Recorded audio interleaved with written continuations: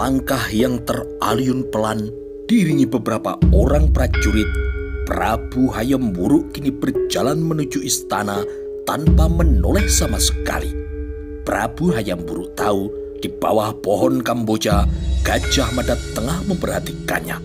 Akan tetapi raja yang masih muda itu sama sekali tidak berminat untuk menoleh. Gajah Mada yang akhirnya memutuskan keluar dari gerbang Purawaktra dengan segera menjadi pusat perhatian siapapun.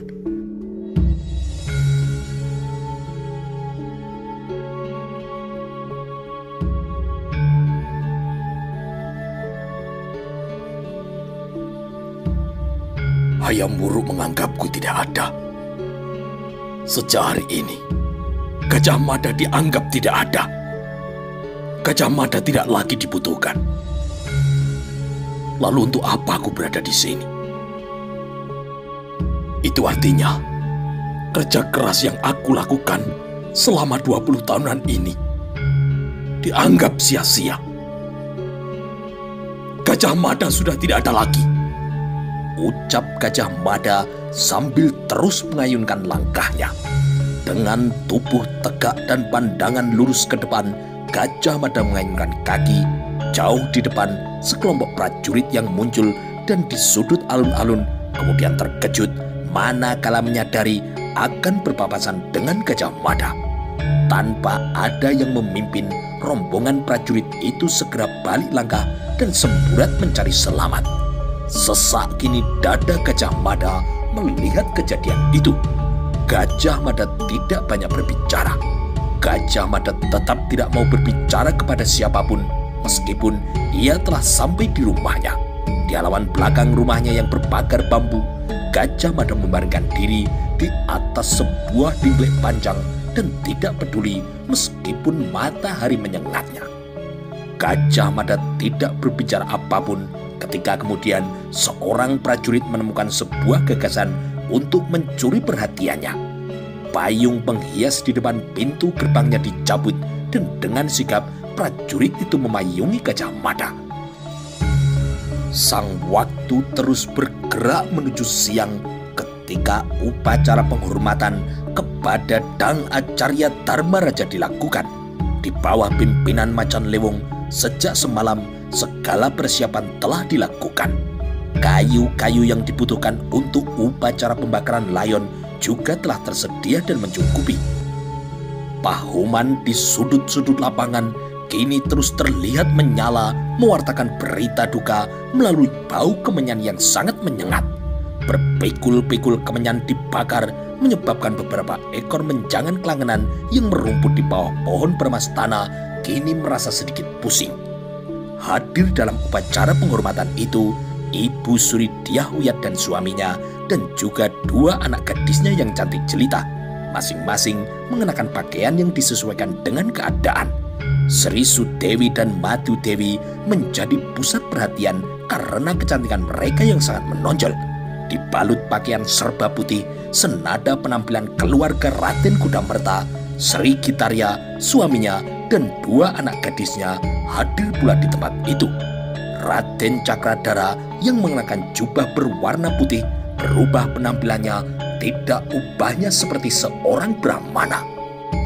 Di belakang Raden Cakradara, puluhan pedanda yang juga berjubah serba putih dengan telinga yang ditandai kembang Kamboja juga larut dalam hening cipta memuja-puja mantra. Semua orang menunggu dan mencari-cari, namun Prabu Hayam Wuruk tidak hadir dalam upacara itu. Meskipun segenap rakyat kini berjejal-jejalan di alun-alun depan Purawaktra, bahkan sebagian yang lain memanjat pohon saman untuk bisa melihat rangkaian upacara penghormatan itu dengan jelas, nyaris tidak ada seorang pun yang berbicara. Ramai namun terlihat senyap, berjejal namun terasa sepi. Hari kini beranjak siang diiringi oleh udara yang gerah.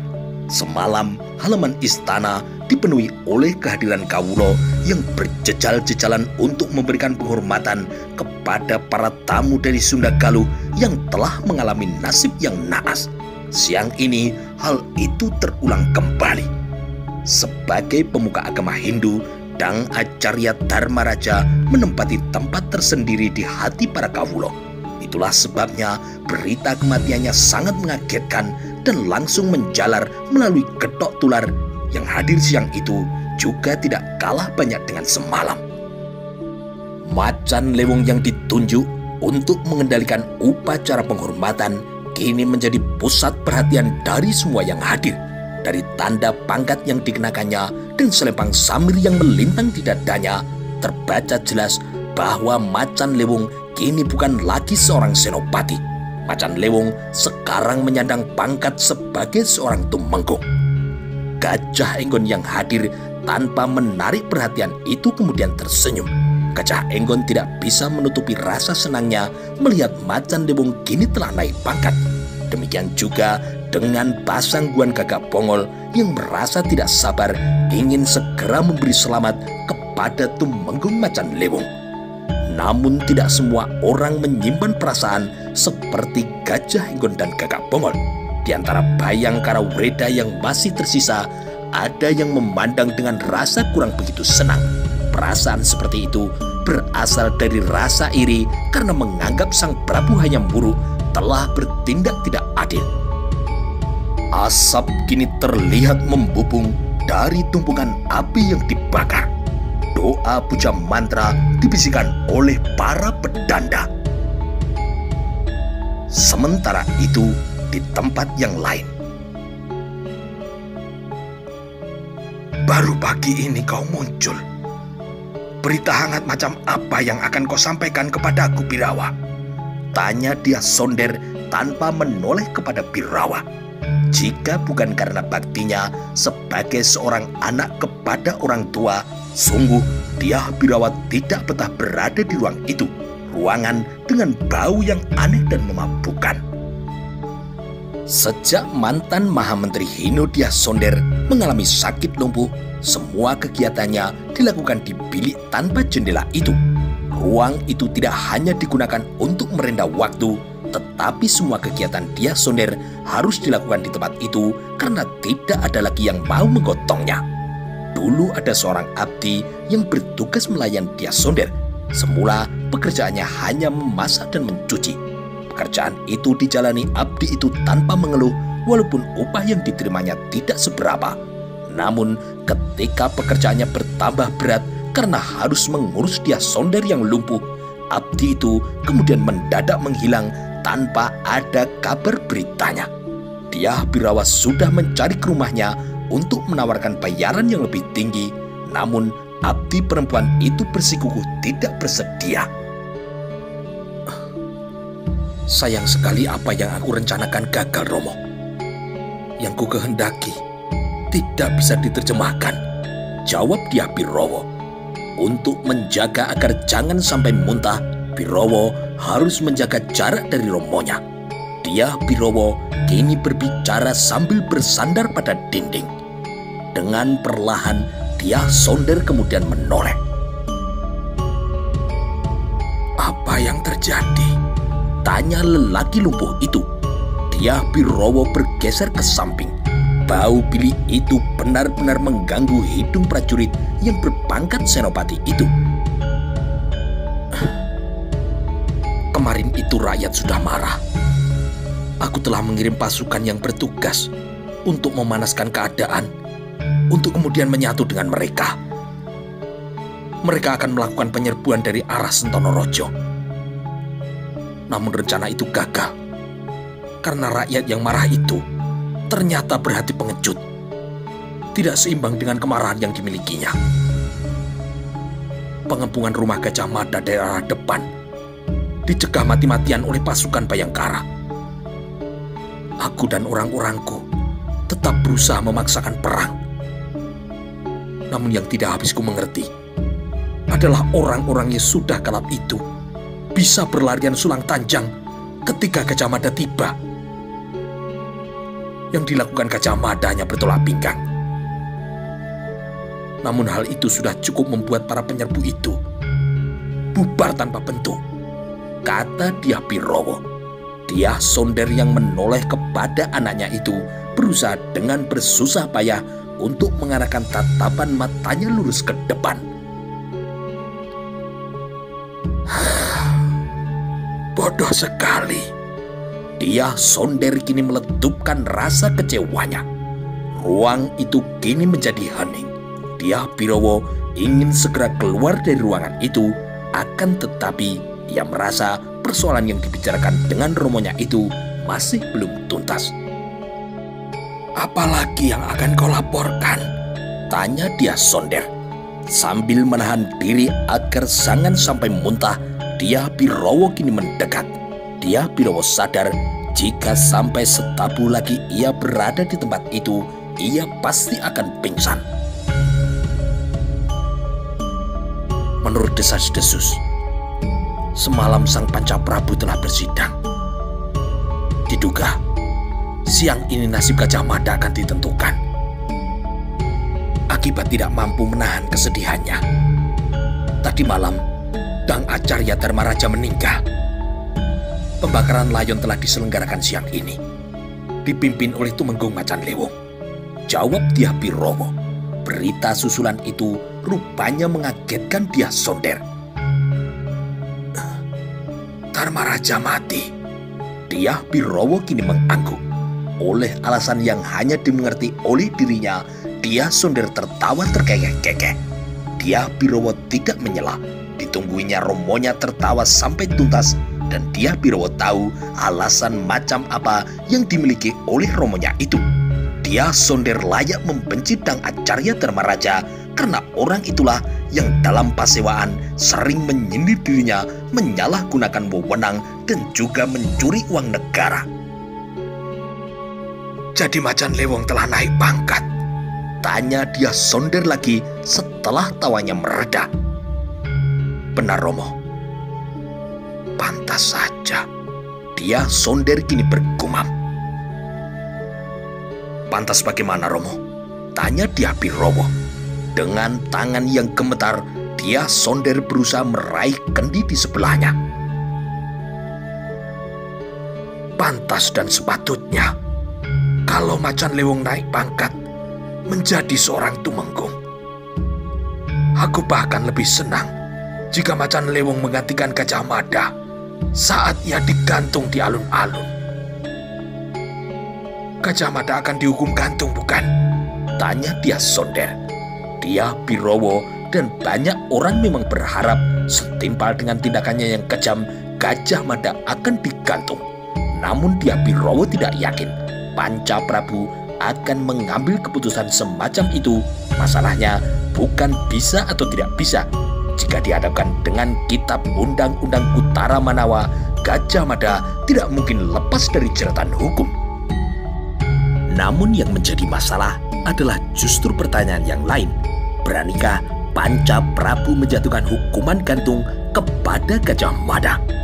Boleh dibilang dengan kekuasaan sebagai Mahapati yang berhak menggelar pemerintahan dan menempatkan raja hanya sebagai lambang, Gajah Mada lah raja yang sesungguhnya.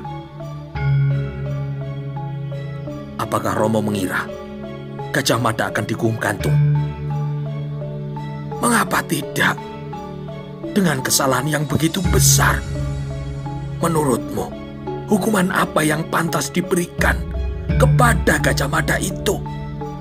Dia Birowo merasa tidak memiliki gambaran apapun. Ia belum punya bayangan hukuman apa kira-kira yang akan dijatuhkan oleh Pancaprabu kepada Gajah Mada. Dia Birowo tidak sependapat dengan perkiraan romonya. Dia Birowo yakin Gajah Mada tidak mungkin dihukum mati. Kalau dicopot dari jabatannya itu mungkin, Romo. Sampai sejauh ini, Gajah Mada dianggap sebagai orang yang sangat berjasa pada Majapahit.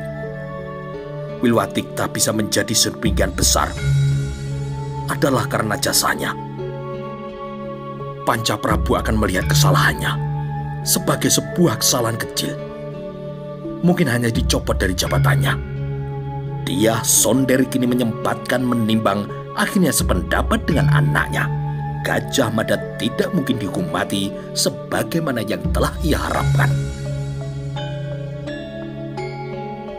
Lalu apa yang harus aku lakukan, Romo? Tanya Diah Pirowo. Dyah Sonder masih memandang lurus ke depan. Dalam diamnya, Dyah Sonder kini terlihat tengah memutar otaknya.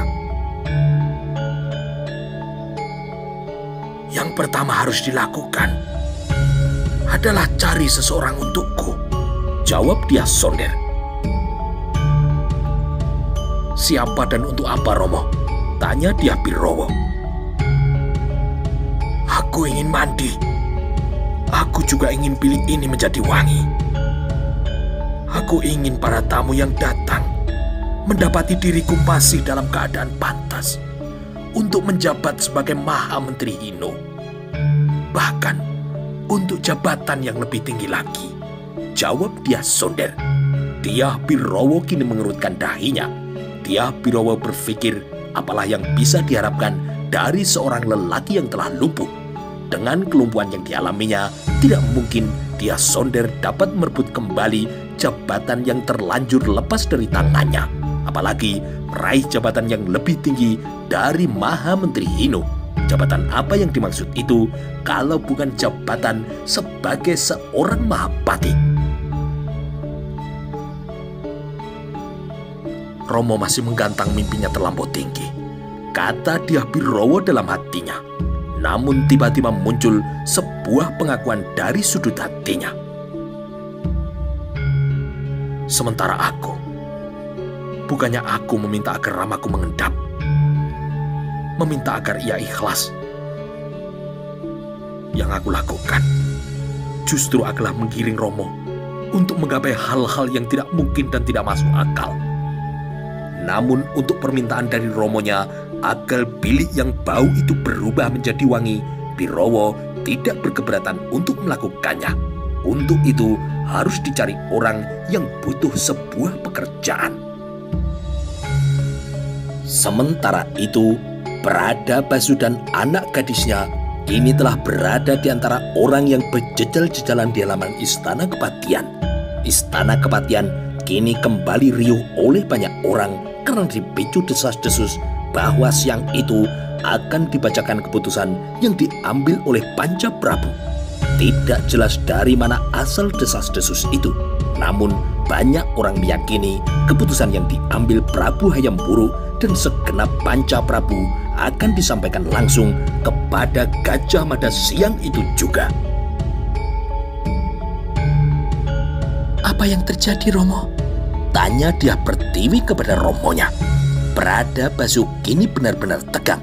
Pradabashu sama sekali tidak menyangka persoalan yang timbul akibat terjadinya perang Bubat akan merembet kemana-mana. Nasib pamanmu Gajah Mada kini tengah berada di ujung tanduk, jawab Pradabashu. Apa yang akan menimpa paman Gajah Mada, Romo?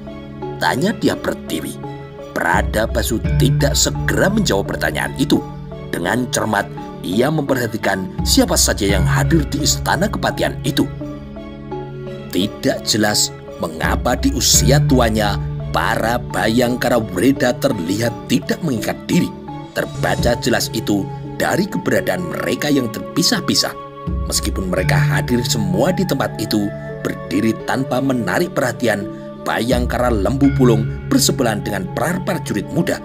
Pradabashu juga melihat Panjang Sumprit dan Kartiko Sinumping.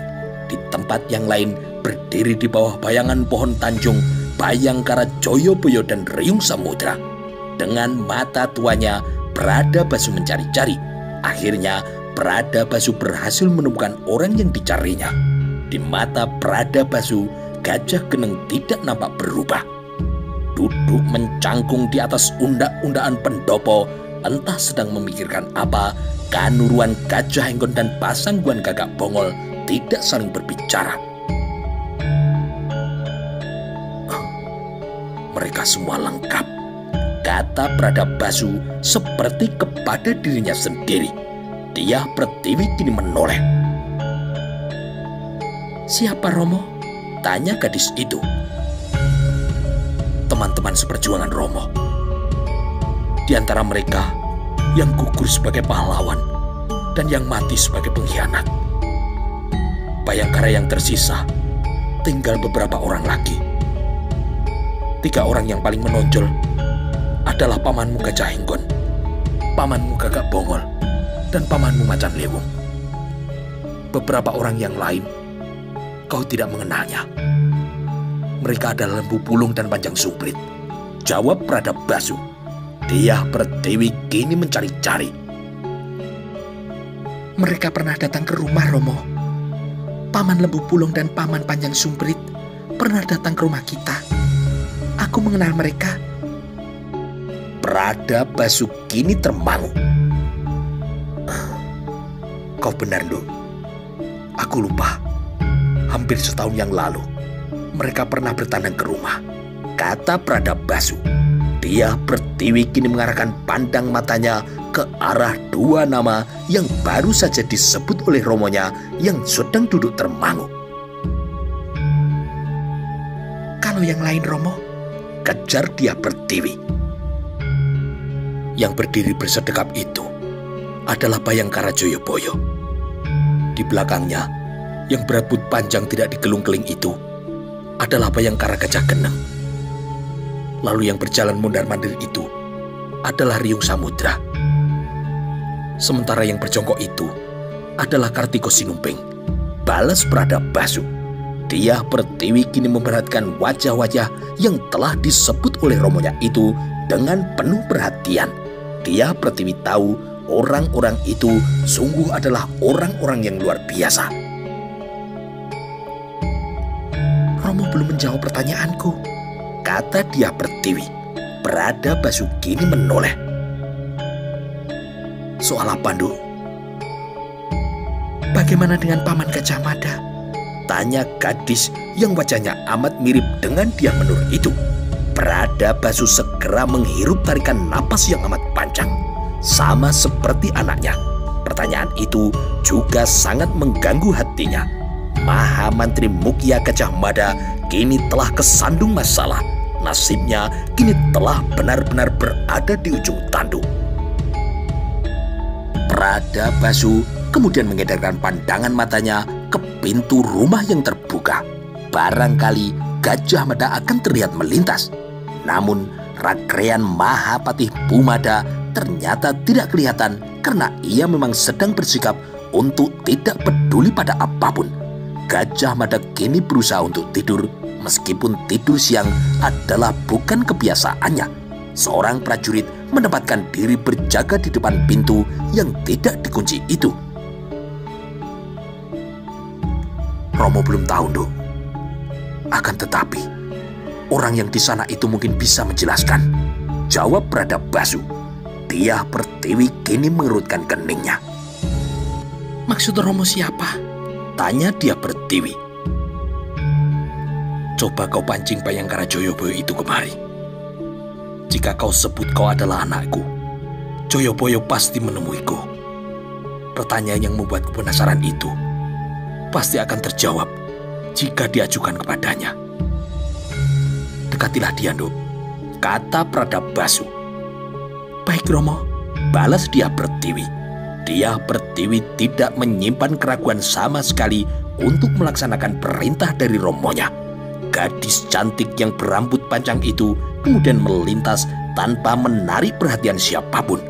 Bayangkara Joyoboyo merasa aneh ketika mendapati seorang gadis cantik tiba-tiba telah berdiri di sebelahnya. Gadis itu tersenyum membalas senyum Joyoboyo dengan lebih ramah. Siapa namamu, Nduk? Tanya Bayangkara Joyoboyo. Dia Pertiwi kini menyapu kerumunan orang dengan pandangan matanya. Pertiwi, Paman, jawab gadis itu. Joyoboyo memperhatikan gadis di sebelahnya itu dengan cermat. Sedang apa kau berada di sini? Dia Pertiwi kini tersenyum. Seperti yang lain, Paman. Seperti orang-orang yang mau berpanas-panasan itu. Juga seperti Paman sendiri. Kalau Paman bertanya kepadaku, untuk keperluan apa aku berada di sini? Jawabannya adalah sama dengan jawaban yang Paman punya. Jawaban itu telah menyebabkan Joyoboyo tidak bisa menahan senyumnya. Paman seorang Bayangkara, bukan? celetuk gadis itu. Bayangkara Joyoboyo kini terkejut. Dengan pandangan yang paling aneh diperhatikannya wujud gadis itu. Digeratakinya dari ujung kepala hingga ujung kaki. "Kau mengenalku, Nduk?" tanya Bayangkara Joyoboyo. Gadis di depannya itu kini menggeleng. "Bagaimana kau tahu aku Bayangkara?" tanya Joyoboyo. Tiah Pertiwi kini balas memperhatikan penampilan Bayangkara Joyoboyo. Tanpa ragu, ia mengamati dari ujung kepala hingga ujung kakinya. Joyoboyo layak merasa heran karena ia sedang tidak mengenakan pakaian Bayangkara dan tidak ada tanda-tanda khusus dalam bentuk apapun yang menunjukkan bahwa ia adalah seorang Bayangkara. "Aku hanya menebak, Paman. Paman adalah Bayangkara atau bukan?" "Bukan, Nduk." Tiah Pertiwi kini tertawa. "Bagian mana yang kau tertawakan?" tanya Joyoboyo. "Tadi Paman sudah menjawab, Paman adalah seorang Bayangkara. Bagaimana selanjutnya? Paman kemudian tidak mengakuinya. Tadi ketika aku bertanya, apakah Paman seorang Bayangkara? Paman balas bertanya, apakah aku mengenal Paman? Secara tidak langsung, Paman telah mengakui bahwa benar Paman adalah seorang Bayangkara," jawab Tiah Pertiwi. Bayangkara Joyoboyo kini tertawa pendek, namun ia masih terlihat penasaran. "Kalau boleh Paman tahu, apa yang kau ketahui tentang Bayangkara, Nduk?" Tiah Pertiwi kini memutar tubuhnya untuk melihat dengan jelas seberapa berjejal orang-orang yang tengah berkumpul di halaman rumah Mahabati Gajah Mada itu. Tidak hanya mereka yang usia muda yang tertarik untuk mengetahui keputusan macam apa yang akan dijatuhkan kepada Gajah Mada. Banyak pula orang tua yang ingin tahu. Seorang laki-laki yang untuk berjalan saja terbungkuk-bungkuk dengan penuh keyakinan kini berjalan menuju pendopo. Kemudian orang itu duduk tidak jauh dari Kanuruan Gajah Enggon dan Pasangguan Gagak Bongol. "Bayangkara adalah pasukan yang sangat aku kagumi, Paman. Sepak terjangnya benar-benar luar biasa. Terutama ketika melakukan penyelamatan yang tidak masuk akal saat terjadi pemberontakan Rakuti." Joyoboyo kini semakin tertarik. "Bagaimana kau bisa tahu kisah itu, Nduk?" tanya Joyoboyo. "Semua orang Mojopahit tahu kisah itu, Paman," balas Tiah Pertiwi. Jawaban gadis itu mungkin benar, namun Joyoboyo tidak sepenuhnya percaya. Lalu kemudian ada banyak nama Bayangkara yang kemudian menjadi tokoh dalam dongeng. Misalnya Bayangkara Gajah Enggon yang kini menjadi seorang Kanuruan. Lalu ada Bayangkara Gagak Bongol yang kini telah menjadi Pasangguan. Ada lagi Bayangkara Jayabaya," jawab Tiah Pertiwi. Tiah Pertiwi dengan sengaja mengarahkan pandangan matanya ke arah yang lain ketika ia menyebut nama Joyoboyo. Pemilik nama itu kini terkejut dan dengan segera merasa curiga. "Masih ada nama yang lain lagi, Paman. Misalnya Bayangkara Macan Liwung yang kini telah menyandang pangkat sebagai seorang tumenggung dan menjadi pimpinan pasukan khusus Bayangkara. Lalu masih ada nama Kartiko Sinumping, Panjang Sumprit, Riung Samudra, dan Gajah Gening. Di antara para Bayangkara itu, ada yang tidak mungkin lagi kita temui. Misalnya Bayangkara Lembang Laut, Bayangkara Maheso Kingkin, dan Bayangkara Risang Panjerlawang. Di antara Bayangkara yang tidak mungkin ditemui lagi itu, termasuk Bayangkara yang berkhianat menjadi kaki tangan dari Rakuti, seperti Panji Saprang dan Singoprapen." Bayangkara Joyoboyo kini benar-benar terkejut. Pengetahuan gadis itu terlalu rinci untuk kisah yang sudah terjadi puluhan tahun silam, bahkan termasuk kematian Maheso Kingkin yang konon menjadi korban fitnah. "Oh iya, Paman, masih ada satu nama lagi, Pradabasu. Kalau Paman benar-benar bagian dari pasukan khusus Bayangkara, Paman pasti kenal dengan nama-nama yang telah aku sebut, kata dia Pertiwi lagi. Mendengar semua itu, Joyoboyo kini merasa gelisah. Mendadak, Bayangkara Joyoboyo merasa seperti ada yang memperhatikan dirinya dari kejauhan. Bayangkara Joyoboyo kini menoleh mencari-cari, namun ia tidak berhasil menemukan orang yang bisa ia curigai. Sebenarnya siapa kau? Tanya Bayangkara Joyoboyo. Dia Pertiwi kini tertawa. Jadi Paman telah mengenal semua nama yang tadi aku sebut? Tanya dia Pertiwi. Bayangkara Joyoboyo tidak segera menjawab. Ia memandangi wajah gadis itu dengan segenap rasa bingungnya. Kecuali kalau Paman bukan Joyoboyo, tambah gadis itu.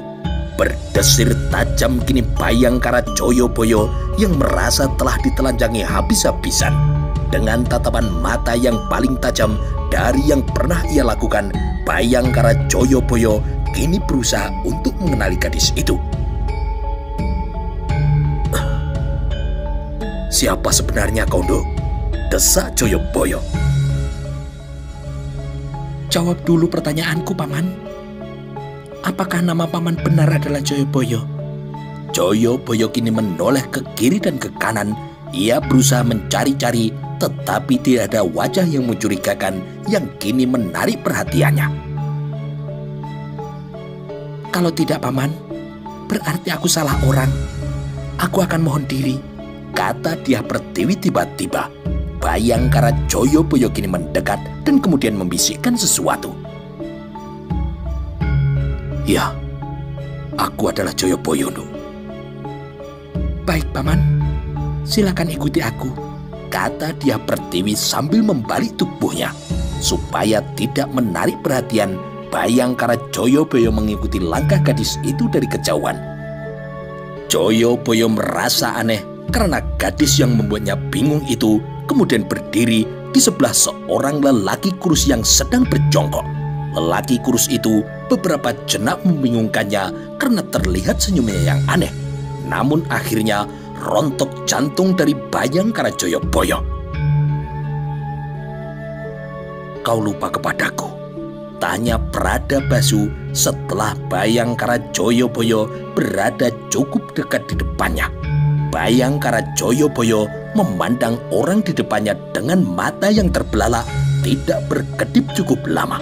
Ketika Bayangkara Joyoboyo menyeringai, wajahnya kini terlihat nampak aneh. Sulit dibedakan apakah ia sedang meringis atau ia tengah menahan tawanya. Kau, wujudmu berubah sama sekali. Bayangkara Joyoboyo kini meletup. Pradabasu tertawa. Bayangkara Joyoboyo kemudian menoleh dan memperhatikan wajah dia Pertiwi untuk melihat kesamaan wajah gadis itu dengan Pradabasu. Meskipun samar, Bayangkara Joyoboyo akhirnya melihat adanya kesamaan. Anakku, kata Pradabasu. Bayangkara Joyoboyo tidak bisa mencegah kepalanya yang ingin menggeleng-geleng.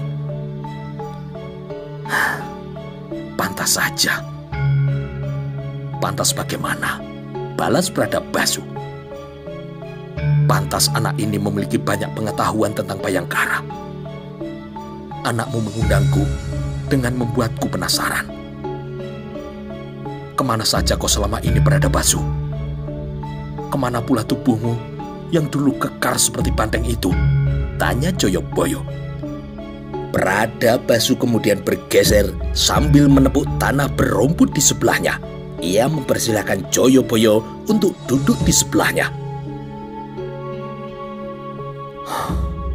Di luar sana, aku tidak memperoleh makanan yang mencukupi untuk kebutuhan tubuhku. Yang aku makan hanya talas dan ketela puhung yang diubah menjadi bentuk gaplek atau tiwul. Berbeda denganmu yang setiap hari makan daging. Telur pun aku tidak pernah menikmatinya lagi dalam setahun terakhir ini. Itulah yang menjadi penyebab tubuhku menjadi habis, tinggal tulang belulang. Sebaliknya denganmu, Agaknya hidup yang kau jalani adalah hidup yang benar-benar makmur. Kau jalani kehidupan Hamukti Wiwoho Nyokrowati Maudendo. Bayangkara Joyoboyo tidak berani mentertawakan ucapan yang belum bisa diyakini bersungguh-sungguh atau guyonan itu. Telah berapa lama kita tidak berjumpa, Bradabasu? Tanya Bayangkara Joyoboyo. Bradabasu menoleh kepada anaknya. Dengan cara itu, ia kemudian menjawab. Seusia anakmu itu? Tanya Joyoboyo. Barangkali lebih beberapa tahun, 2 atau 3 tahun. Ketika terjadi perebutan kekuasaan secara tersamar antara pendukung Raden Cakradara dan Raden Kudamerta. Itu terakhir kalinya aku melihatmu. Namun, kau tidak melihatku. Beberapa kali pula aku keluar masuk kota raja. Namun kita tidak pernah bertemu. Jawab Bradabasu. Kau salah, Bradabasu. Ketika Mojopahit mengirim pasukan untuk menggempur Keta dan Sadeng, kita masih sempat berjumpa. Sebelum kau dan Gajah Enggon pergi untuk melacak jejak-jejak pusaka penting yang telah hilang dari perbendaharaan pusaka, aku masih sempat mengawal Tuan Putri Tiawiyat yang ingin bertemu denganmu. Ya, kau benar. Kembali Bayangkara Joyoboyo memperhatikan wajah Bradabasu yang memang telah banyak berubah menjadi kurus dan lebih tua. Perubahan tubuh dari Bradabasu itu sejatinya lebih karena ia direpotkan oleh menghilangnya sang prajaka. Sang prajaka yang hilang itu rupanya bernasib tidak kalah menyedihkan dari nasib Romo dan biungnya. Kematian yang dialaminya tidak mungkin terhapus dari ingatan hingga kapanpun. Tiap kali Bradabasu melihat telapak tangannya, Bradabasu akan selalu ingat bahwa kedua telapak tangan itulah yang telah melepas anak panah yang menjadi penyebab sang prajaka mati. Sungguh, itu adalah sebuah peristiwa yang tidak mungkin bisa dihapus hingga saat kematiannya sendiri nanti tiba.